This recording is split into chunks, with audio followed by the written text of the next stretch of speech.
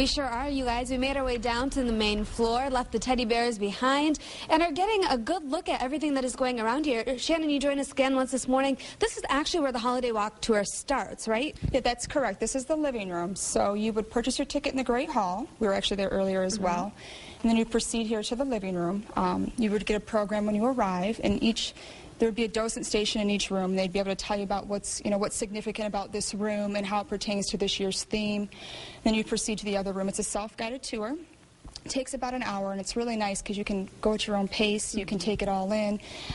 So it's a nice way to enjoy it. And some of the rooms you might want to spend more time in, like this one. Let's talk about this Christmas tree, which is gorgeous.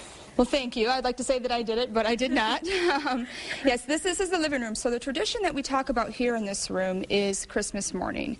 This is where the family would have had the tree when they celebrated Christmas here. Their morning would have started with a breakfast. And they were all decked out for it. Absolutely right. They would be dressed formally. They would have breakfast in the breakfast nook, and then they would come here and they would open their gifts. Which took all day. Yes, absolutely. Just like for us, the same, right? It takes all day. So they would unwrap their gifts, and it would take all afternoon. There's also a nice story that we'd like to share in this room as well, and that is the story of Judy, which is Matilda's granddaughter, the story of her toy train.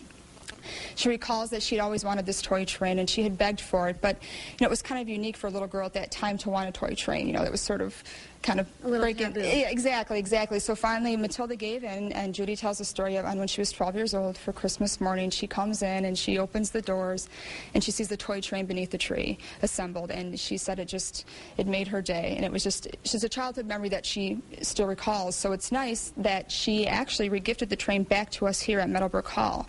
So we've had it in the collection for about a year now, and we have it on display for the first time this year. There's a lot of unique things that are coming out at this time of year, it seems like. The upstairs playrooms, there's a lot to see. Absolutely, there's a lot to see, and there's so much to see that you can come back again and again and always learn something new. And actually, Jeremy's focusing on it too over that way a little bit. Is the architecture and the structure of the building itself is incredible. Yes, it is. It's a Tudor revival architecture style of the home, and in every room there's so much ornate detail. You can look again and again, you're going to always see something new. Matilda took a lot of pride in crafting, took a lot of pride in the craftsmanship of this home. She was very involved in every detail.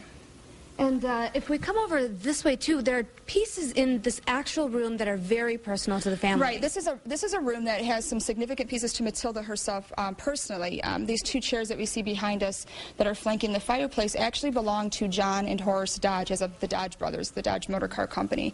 And these were their favorite chairs that they used to sit in. And Matilda actually brought these with her when she built Meadow Brook. Okay. And, as you mentioned earlier, too, that traditions are a big part of it around here, you guys, at the Meadow Brook Hall. So coming up in the next half hour, we're going to be looking at some of the other traditions that they had, especially sitting right around the dining table, and maybe get a few ideas for your own Christmas as well.